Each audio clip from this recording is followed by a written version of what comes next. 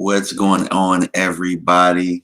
Live from Connecticut, actually. I'm just gonna let people roll in, but I know that a lot of stuff has happened over the past, last 24 hours. Really, probably less than that. Probably really like the last 15, 16 hours. So, I kind of wanted to go live early this morning while I'm on vacation.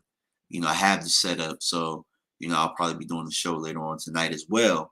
But I wanted to touch on some of the news that's been going on because I know that on Twitter, you know, a lot of us cowboy creators, a lot of us, a lot of the people that I consider my circle when it comes to content creation and all of that type of stuff, we knew about the Kelvin Joseph news well before it came out, and none of us really wanted to touch on it. We didn't want to be first. We decided we was gonna let the news have that one, and it was actually crazy because it was almost like when it came out, we all had a unspoken language, and none of us really wanted to be that first one, or wanted to be that person that really wanted to touch on it, and not necessarily be wrong, but at the end of the day, a life was lost. Um, you know, Street culture is pretty much definitely in everything that happens with the Kelvin Joseph situation. And one of the things I wanted to touch on is the fact as to why I started coaching in the first place, for situations like this, really, because growing up, you know, not like a lot of people, I had my father in my life, and my father was a coach in the neighborhood. So a lot of kids that were around me, they felt what it was like between my father and another individual, which I'm gonna shout out. His name is Go George. Go George from the Arlington, Virginia area, brother to brother. Um, my dad and Go George were some of the black positive fathers in the neighborhood. And they coached, and a lot of people still call my dad Coach. They still call him Coach John. They still look at him that way. And I kind of wanted to carry on that legacy. And what that means is, like, a lot of the gentlemen that were, on our teams growing up and stuff like that, they were mentored by grown, positive men in the neighborhood who pretty much told us and showed us life situations and what it could be like if you go down that route. And I'll never forget being younger. And I know I'm on my Mark Holmes soapbox right now, because Mark be telling the stories too. But I'll never forget getting in a fight in elementary school. One of my cousins who I hung out with a lot, he was fighting somebody, and I felt like it was a little too close for comfort, so I jumped in and I helped him out. You know what I'm saying? It was elementary school, so it wasn't nothing major. It wasn't no blood drawn. Hell, we wasn't even throwing punches like that then. But I got in trouble. I didn't even get in trouble, actually. I didn't get in trouble this time. But I remember telling my dad about the fight, and I was so proud because I was like, yeah. So my cousin was fighting, and I jumped in. And I was proud of it because I felt like, not necessarily a street cred thing, because I didn't know anything. I was probably about second or third grade. I didn't know anything about that. But I did know about fighting around in the neighborhood, and I did know that, it was kind of celebrated that, you were good with the hands or anything like that. So I told my dad looked at me like I was crazy, and he straight up told me, he said, "What are you doing? Like, if so and so jumped off of a bridge, are you going to jump off of a bridge?" And throughout life, my dad always harped on who are the people that I'm hanging out with, who are my friends, because ultimately who you're around is who you're going to become. And those life lessons, like back then, I kind of looked at it like, man, he's just lecturing me. He's just lecturing me. He's just lecturing me. But no, he's telling me from experience and experiences that he didn't want me to go through. Now, we don't really talk about some of the things that happened early on with him. Like he doesn't really open up like that. But when I'm able to look at it as an adult, as a father now, I realize that he was telling me stuff so that I didn't have to go through it. Somebody, and I'm not necessarily blaming a circle or circumstance or anything like that, because I don't know Kelvin Joseph at all. But there's somebody I'm normally the friend like, yo, bro, you need to get your ass away from all of this shit. Like, take your ass up the street. I would have been the one that pulls him away from that situation. You know what I'm saying? These young athletes have to realize that the rap and the street cred and all that stuff is just not worth it when it comes to anything. And quite frankly, damn all of the professional athlete and all of that type of stuff. Just people as humans anyway. You know what I'm saying? I'm just sick and tired of losing the young people to the streets, man. I'm sick and tired of it. It's like none of this stuff is that important. Now that doesn't mean that doesn't mean I don't believe in standing up for yourself in situations, because you might be in situations where you got to defend yourself and you have to throw down. It is what it is, man. But I'm sick and tired of this gun violence and the retaliation that comes behind it. And somebody was murdered, somebody got to go to jail, somebody got to retire. I'm just sick and tired of the entire cycle, man. It just it gets on my nerves. And so if anybody who follows my Twitter and DMV Fanatic One on Twitter, I've been kind of going back and forth. I've just been kind of rambling and talking and really ultimately, man, I'm just sick and tired of the cycle. And now, when it comes to the Cowboys, it's like, what do you do? One of my guys, Dave Sturchio from Chop Sports, he talked about Cowboys just have to completely cut ties with them. And normally I'm a guy where it's like, you don't know what's going to happen, innocent until proven guilty, and things of that nature. I'm normally that guy, but in this circumstance, man, I totally agree. You have to set the standard, and also I'm also the guy that says you don't necessarily want choir boys on your team. Because when it comes to winning football games, you need some tough guys. You need some guys that are nuts. You need some guys that'll run through walls.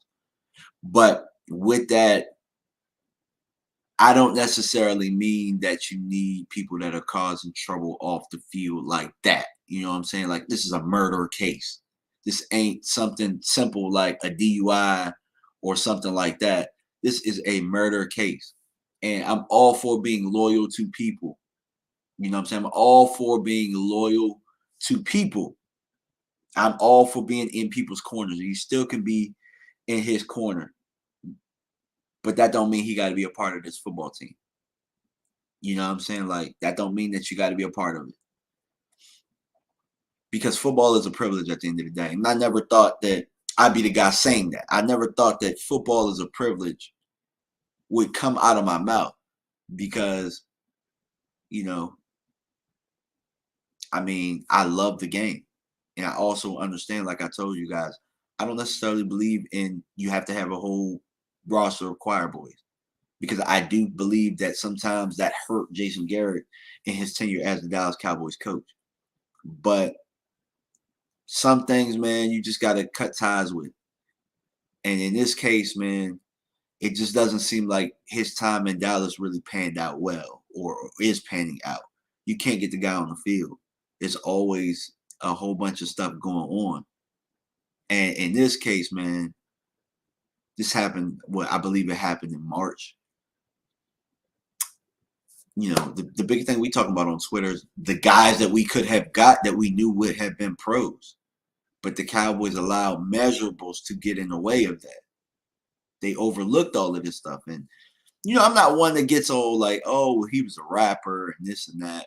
But like my guy Jay Tuck said, with rap culture, stuff like this follows you. This is the type of stuff that happens. You know what I'm saying? And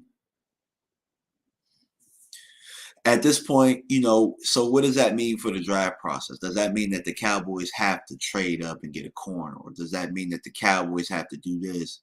The Cowboys don't have to touch the secondary if they don't want to. Now, again, I was a guy that wasn't ruling out corner anyway. If that just so happened to be the best player that fell to 24, or that falls to the second round or the third round, or whatever round it is, I'm with securing talent, because I think we could upgrade there. I felt like, we're looking for somebody to take the job from Anthony Brown. And obviously, Kelvin Joseph couldn't do that. And Deshaun Wright couldn't do that in their first year. And what that means is that if a corner like Stingley or Gardner or even Elam is looking at you at 24, don't be afraid to pull a trigger if that's what you got to do. If you can't trade back or anything like that, man, go ahead and get you a corner that you feel like can go out there and start day one. I never had an issue with them taking the corner. Do I think they have to bend backwards to take a corner? No. You're not in that position. You know what I'm saying? My guy Metrius Adams, what's going on, guy? What's going on? He said trade up and get Stingley. And I'm like, nah, don't trade up. Stay where you at. Don't trade up to get anybody in this draft. I'm not trading up for anybody in this draft, guys. I'm not trading up for nobody. Or no, I'm lying. There's one player that I'm trading up for, and y'all gonna kill me for this, but I think that he makes us a better football team day one. Jordan Davis is the only player that I'm trading up for, and I'm not giving up a whole bunch to do that.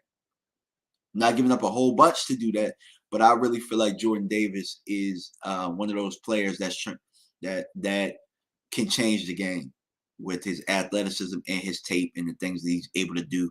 I think that he makes us a better football team day one. That's the only player in this draft that I'm trading up for if I want to trade up. Not trading up for anybody else. Well, I mean, first round anyway. What's going on, John Jones? Appreciate you for the super chat, my guy. Appreciate you. But yeah, back to the draft.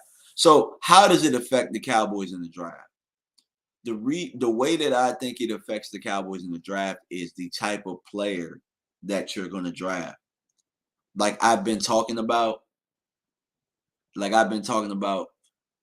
get the pro, man. Get the guy, and I don't mean the choir boy. I mean get the guy like damn the measurables. That's what I'm talking about. Like they care about what you look like, how long your arms are, and all of that stuff. Get the guy daggone baller that's gonna go out there and ball.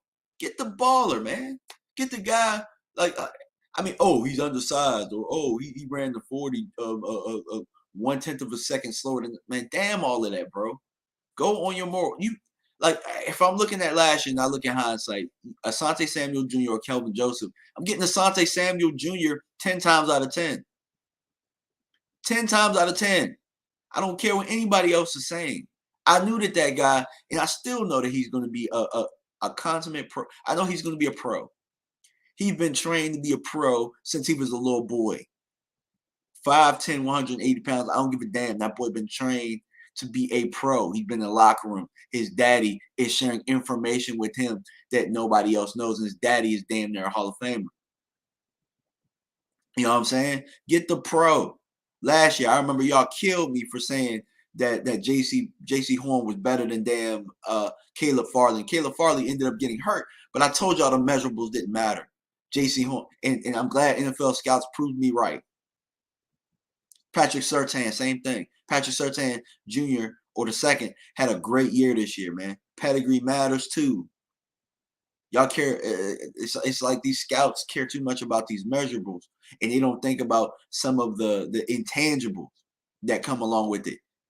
Intangibles. I'm intangibles over measurables. When the tape speaks for itself.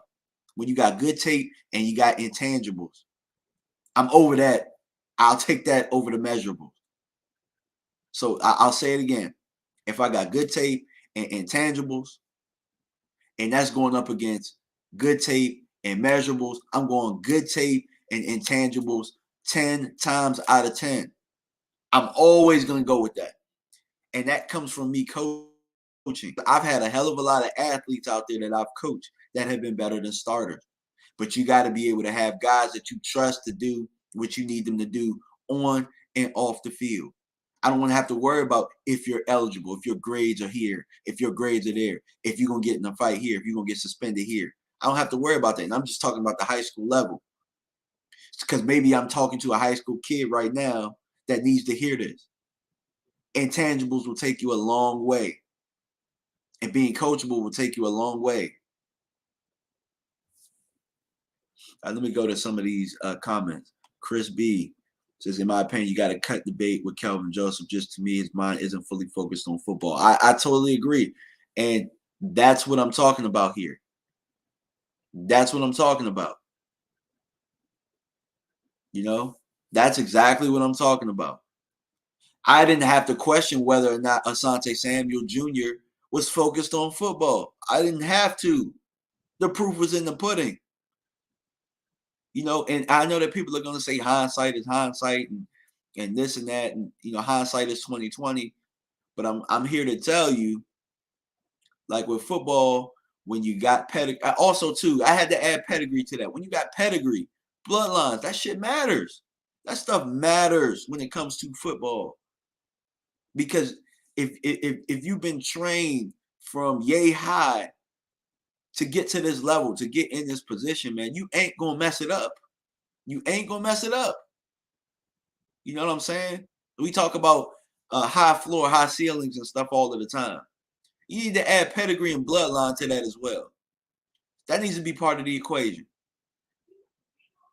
You know, Samuel Rose says Vegas has us as favorites to land Kyler Murray. I mean, I don't know why. To be honest with you, he's gonna be a damn Cardinal. The Cardinals are gonna pay him. They're gonna pay him. They give up a lot for him. They're not stupid. You just saw Derek Carr got his deal. Kyler Murray's gonna get paid. He ain't leaving the Cardinals. If I was a bet man, I would bet that he's going back with the Cardinals. Trust me. Take that to the bank, guys. He's not getting traded. They're not, obviously they're not gonna cut him. He ain't getting traded. He's gonna be with us, man. I mean, well, he's gonna be not with us. I'm not a Cardinal, but if I'm a Cardinal fan, that's how I'm thinking. He's gonna be with us. He'll be back. They're gonna pay him. Dale Thompson said, "What up, John? What's going on, Dale, man? How you doing, man? I'm just, I'm out here venting about the Kelvin Joseph situation and what it means for the draft. And, shout out to my guy, Dale. What I'm saying? Hemp for pros, man. Because, look, Dale hooked me up and, I saw that you was on Mark's channel. I got to get you on my channel as well at some point, man. We definitely have to make that work. Sorry I couldn't jump on it the other day, man. I had just finished a long day of coaching young individuals because that's what I do. I'm at a private school now. I'm at Flint Hill School. So Tuesdays, Thursdays, we out there with the guys. And I just came in. I was like, it was family time. So I decided not to, really jump on Mark's channel that night because, I wanted to spend it with the family. Actually, I'm on vacation now. And, I decided to bring the laptop with me because I wanted to do a show tonight. But this couldn't wait. I had to talk about the Kelvin Joseph situation.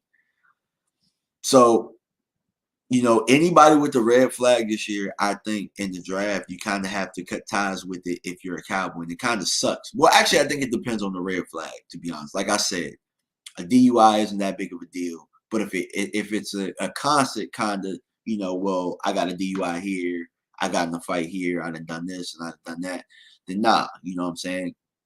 It all really just depends. You got to, I know we hate the due diligence word, and I can't stand it as well. You know what I'm saying? Because I truly believe that, due diligence when it comes to the front office, I just think that they just say that word just to try and keep the fans at bay. But due diligence here means you can't be in this situation anymore. You know what I'm saying? You really can't. But I'm curious to see what you guys think as far as the draft goes, because I've been hearing a lot of things. I've been hearing certain people are going to drop. Like, for example, I've been hearing that Stingley's going to drop.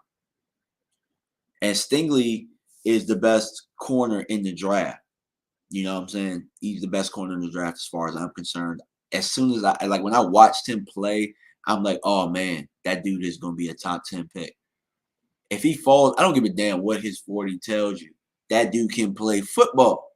You know what I'm saying? Like, damn, all of those measurables. I keep trying to tell people that pedigree matters. Dale brought up a very good point. He said, for sure, let's get me, you, Dave, and Charlie on. Yeah, definitely. And I'll even tell you guys, man, look, I'm a baller. I'm still a baller. I can still play football. I walked on to Howard University when I played, and I could have probably been and a lot of my teammates, or a couple of my teammates that I really trust, tell me that I should have been a scholarship athlete. I was one that slipped through the cracks. And the reason that I slipped through the cracks is because I never wanted to use Charlie's name. I wanted to earn it on my own. My dumb ass. Why I do that for? Y'all might you might be watching me on TV one day. Or you could have been watching me on TV. My dumb ass was like, nah, I want to earn it on my own. I don't want to use the whole bloodlines thing and all of that type of stuff. I can go out on the football field right now and still shake a leg. And you guys are gonna find out when I do this combine next week.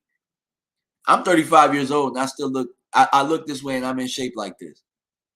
I still work out like I'm going to try and be on an NFL team. Now I'm not as youthful and young as I once was, but bloodlines matter. All of that stuff matters. A guy that's going to be a professional is going to keep his nose clean. All of that stuff. It matters, and it matters from this point forward. Let's see what D Block says.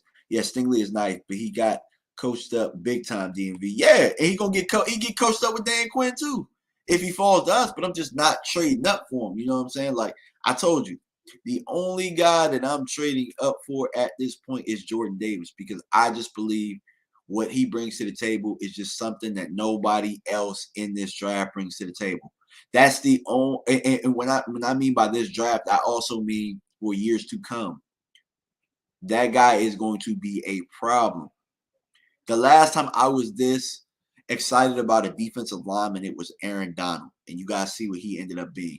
And back then, I said the only player that I'm trading up for, because everybody was talking about, we need to draft Johnny Manziel. I was like, the only player I'm drafting up for is Aaron Donald. The only players I want in this draft are Aaron Donald and Zach Martin. And we ended up getting Zach Martin, who ended up being a hell of a pick. We couldn't get Aaron Donald because we didn't trade up for him. But you guys get my point. Sometimes there's just undeniable players, and you could just tell that they're going to be pros and they're going to take advantage of the situation that they have in front of them. Not only are those guys trying to make it as pros, but they have a chip on their shoulders after they are drafted. You want those type of guys. Those are the type of guys you want. And sometimes there are people, you get those guys that have been in trouble and they got a chip on their shoulder to prove that they're not that guy. Sometimes you're in the wrong place at the wrong time. And that could be Kelvin Joseph. But things leading up to that prove that that probably wasn't the case. You know what I'm saying? You left LSU, you transferred. You know what I'm saying? The whole rap career. And then there were red flags when he was in the draft process last year, and I remember it because the tape was really good, but the red flags there were red flags all over the place. You know what I'm saying? Sky High says, "Hey DMV, what's up? Just got here. Is everything okay with Joseph?" I personally don't know anything more than you guys do, and I'm not gonna sit here and act like I'm a Cowboys insider because I know that there are channels out there that do that. I'm not gonna sit here and act like that. But what I will tell you is who y'all think are the insiders really ain't insiding like that. I'm just gonna tell you like that because the person that told me is somebody that is on social media. He's somebody that is a Cowboys. I consider him a Cowboys YouTuber because he frequents another show. And he told me the information and I couldn't believe it. It was so unbelievable that I just skimmed over the article and said, nah, I'm not doing this today. And when I read over it, it made me sick. When I went back and looked over it, it just made me sick to my stomach because he obviously was there. You know what I'm saying? He was there. He knows some information. Even if he didn't do it, some justice has to be served. It is what it is, man. If that's your family, you're going to want justice served too. And that's how it started, really, from a social media account. Somebody pretty much, was able to put two and two together and highlight it for the world to see. You know, and I'm not mad at that individual. That person had to do what they had to do because if I lost a brother or a friend, I'm probably feeling the exact same way. I don't care if you're a pro football player or not. Justice got to get served. You know what I'm saying? And it's better that way than in the streets and retaliation and continuing the cycle. You know? So, I mean, that's where I'm at with that. And as far as the draft goes, man, the Cowboys, well, For one, they really like, and I'm gonna say this, and people might disagree, and it is what it is. They gotta cut ties with Kelvin Joseph. It's not like he was making this big impact on the team. It's not like Kelvin Joseph was even going to start because Anthony Brown's still on the roster. It's not like Kelvin Joseph was slated to start. You know what I'm saying? It's not. I mean, hell, he was a second round pick and he couldn't unseat Anthony Brown. Anthony Brown's coming off of a career year. You know what I'm saying? We still got Nashawn Wright that we drafted. It's kind of like the RG3 Kirk Cousins situation where it was like, hey, we cut ties with RG3 and we're going to bring Kirk Cousins. We drafted Kirk Cousins later in the later rounds, but Kirk Cousins is the better pro. No matter how people want to squeeze it, Kirk Cousins was the better pro, and that's why you got draft picks for. Nashawn Wright is a better pro. You know what I'm saying? So I don't think the Cowboys have to bend over backwards for a corner. I think that they can continue to do what they were going to do and draft as the board goes. But what I will tell you is, with that news, the draft becomes a lot more important. It becomes a lot more important because last year you wasted a second round pick. That's assuming that they cut ties with him, because they might not. Because I will say that the Cowboys, when it comes to situations like this, they do hold on to players. I don't necessarily know if they do it because they love these guys or because they just want to hold on to talent because they want that talent to pan out. But they do hold on to players during these situations. I don't know if it's necessarily the smartest thing for them to do here, but I mean, if I'm them, I'm cutting ties. And with that, that makes this draft more important because I feel like with Amari Cooper being gone and we getting an extra 5th round pick, with Lyle Collins being gone and we still having line issues, with us still having a hole in the receiver room,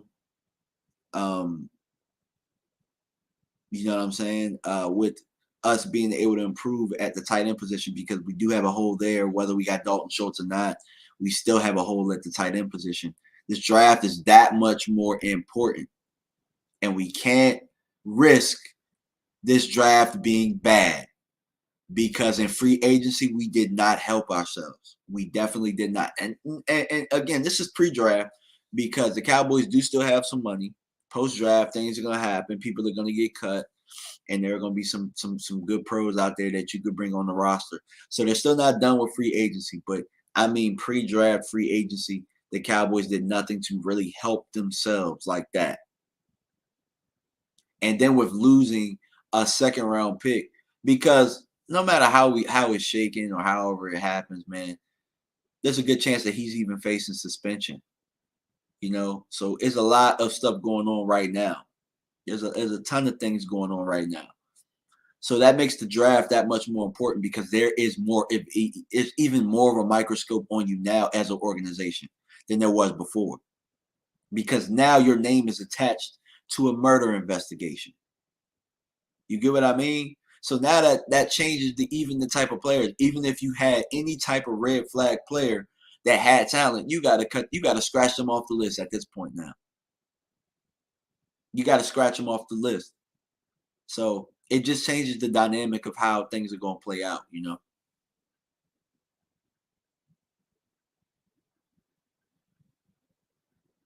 Let's see, PC76. When we had to stay in during COVID, we have this nonsense from our players. When you know better, you do better. Yeah, agreed. I definitely agree. Deli Red says, not surprised. A professional football player trying to be a rapper also hanging in Lower Green. Yeah, man. Definitely. Definitely. And that's kind of where I'm at with it, man. Use that money. Use your platform right now. You don't need to be in the streets like that. You don't have to. You know what I'm saying? Now, again, though, I mean, I'm not knocking them for hanging with friends. You know what I'm saying? It happens. And sometimes you're in situations, you're in places where things just escalate. Things just escalate. Now, a lot of things could play out. Maybe he jumped in front of this. and maybe we're just now hearing about it because a social media hit. Maybe he has the legal team. Maybe the Cowboys front office and everybody's in tune with it already. You know, and they already have a plan in place. We don't know. Hell, we don't even know if Homeboy was in the car. We don't. And I'm not going to speculate, and I'm not going to say that he's guilty at all. I'm not going to say that. My biggest thing is being in the wrong place at the wrong time and already having red flags, because this is a serious matter. This is a very serious matter, and I don't even want I don't want y'all to think anything different than that. This is a very serious matter. D Block 88 says, I think we go 4th round for a corner. Possibly, man. And there's some corners in this draft. Like I told you guys, look, there are positions right now that we don't necessarily need from a roster standpoint that I feel like if they're there and they're the best player, I'm drafting them. Here are the positions. Cornerback was one of them. Tight end is one of them. Running back is one of them. Yeah, I'm going to say it. Running back is one of them. There have been mock drafts that I've done that I've drafted Pierce from Florida in the 3rd round. And I don't give a damn. It is what it is. Some positions don't need to be comfortable. It is what it is. If you ain't Zach Martin on this roster, and you ain't Dak Prescott, and you ain't, I guess at this point, well, you know what? I'm going to say this because I'm not going to jump the gun because I've seen this happen before. I've seen great rookie years and I've seen sophomore slumps. We can't assume that Micah Parsons is going to come in and still have the great year that he had last year, because that doesn't happen often. So you got to continue to build where you can build. And I'm around building around Micah Parsons so that we don't have that fallout. For me, I keep telling you guys at 24, I want a defensive player. Everybody keeps talking about offensive line this, offensive line that. If we got to keep using 1st round picks on offensive linemen, we ain't coaching well enough there. There, I said it. You shouldn't have to keep using 1st round picks on offensive linemen all the damn time. Really, 2nd and 3rd round, you should be hitting on those. 4th round for linemen, you should be hitting on those if you got the right coaching in place. We obviously know we don't got the right coaching in place. Did we have a guy that could do that? Yeah, we did. We had a guy that could do that. We had a couple of guys that could do that. Hell, Colombo could get the most out of guys, I felt like, because we saw him make Suafilo look like he was solid at guard. And before that, we had that in Callahan, where, where you saw him take Leary and make Leary into that player. I think this 1st round pick needs to be somebody that builds around Micah Parsons. That's just me. That's just me speaking. That's just my opinion. I think Dan Quinn ain't going. Now, the thing that sucks about it, though, is that I said Dan Quinn ain't going to miss with picks, but if Kelvin Joseph ain't a part of his team, we missed, and that's a bust. You know what I'm saying? That's a bust. PC76 says red flags in college and in the NFL. We can draft at this position and move on. Yeah. Thomas Garrett. Yeah, this is where I'm at. Thomas Garrett says, I was telling everybody, let's get a linebacker in the 1st round. Guys, I only did it. You guys think I did that in the Kobe Dean film for my damn health? Go check that shit out. I didn't do it for my health. I did it because I want an off-ball linebacker who can allow Micah Parsons to do what he does best. You know what I'm saying? Get somebody that allows Micah Parsons to move around and so we can do this LT thing. So we can have the next coming to LT. Let's do this thing. Let's get, Jordan Davis. If you want to trade up and get Jordan Davis, let's get a big ugly in there that's going to push that pocket so that we can get my guy coming off the edge and still get a linebacker at some place in the draft. Let's build this thing around Micah Parsons. This is Micah Parsons' team. I know what I said about, the drop-off, but that's only when you're depending on that player too much. Let's build it around him. This is Micah Parsons' team. I said it. I know Dak Prescott make $40 million a year. But Micah Parsons has something that we've only seen very few have, and let's not mess that up. I've seen what Dak Prescott has in other people before.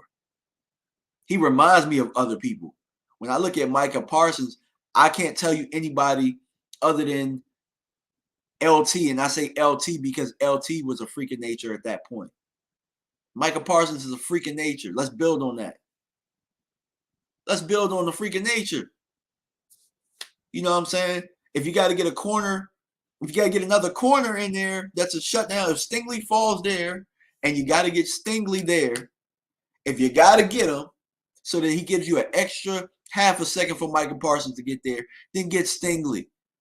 But let's build around Micah Parsons here. Because at the end of the day, the offense had all of the weapons in the world last year. And what do we say? If the defense is this, we'll be a winner. The offense will do this. Well, the offense had all the weapons in the world, and we ain't do nothing with it.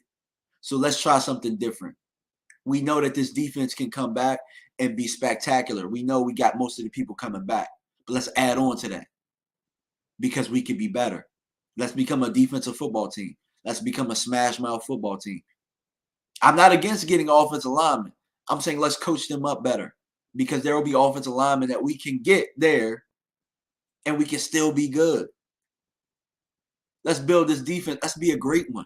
We got an opportunity to build a great defense. We have a top corner. We have a top rusher, linebacker. Let's build on it. You still got DeMarcus Lawrence on the other side. We still got Tank. You know what I'm saying? Let's build. We got Jaron Kearse back who can help us in the hook to curl area and guarding tight ends up the rail. Man, let's do something crazy and build this defense. You know what I'm saying?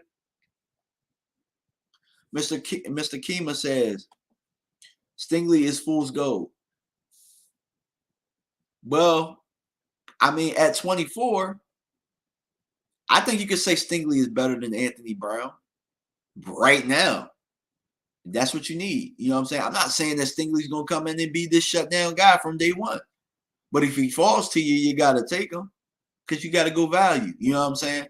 I mean, Jordan Davis ain't going to be a 24, y'all. It is what it is. You know, I'll tell you another value guy at 24 if you can't get nothing else. Linderbaum. Again, guys, I know what I said about linemen, but I didn't do that film. I didn't do that film for my health. Go check it out. Linderbaum. If you got to go offensive line, that's what you feel like. Because we can upgrade at center. The last time the offensive line was good was that when we had a center that was more than capable. Right now, our center's getting pushed back in our quarterback's lap. It is what it is. Everybody was getting on Connor Williams. Our center was worse. There, I said it. Whew, woosah. I had to get that out. We were worse there.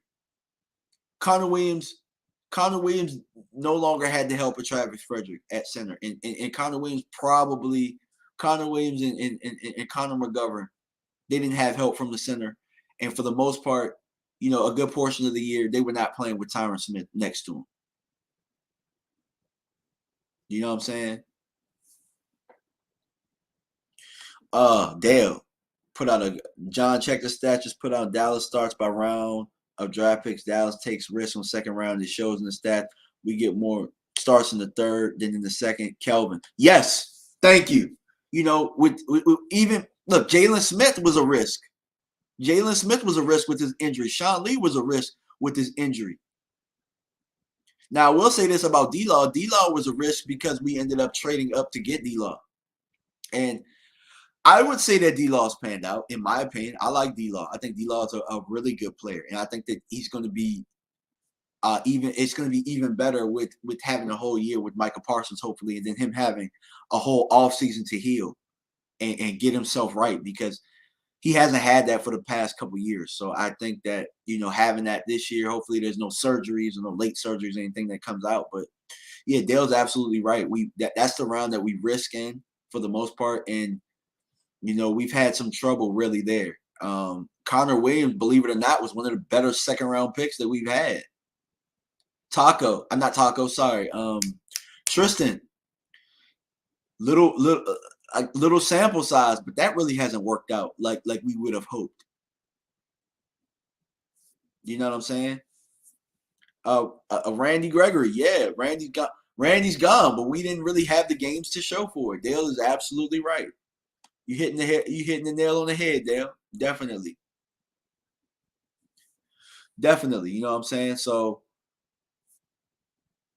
I'm with Dale. Let's start. Let's stop with the risks really as much. Well, I mean, I'm not. Let's make it educated risks. That's what I'm gonna say. Let's make it educated risks. Let's make risks of guys that we truly believe that they can play. Not what their upside is, not what their ceiling is. Let's make risks on floor guys, like Botch always says. We talk about floor, we talk about ceiling. Let's make risks on guys that we know are going to be consummate pros. They're going to be pros. Everything about them is a pro, and they can ball. You know what I'm saying? That's where I'm at. You know. But yeah, guys, it's the lady's birthday, man. I gotta get ready to go. We gotta go grab some. We gotta go grab some brunch or some food like that. We're gonna go shopping, man. I'm out in Connecticut. I'm gonna do a show tonight, 10 p.m. Eastern time. I'm gonna get back here and we're gonna do this thing again. All right, guys. I'm out. Peace. Appreciate you for stopping by.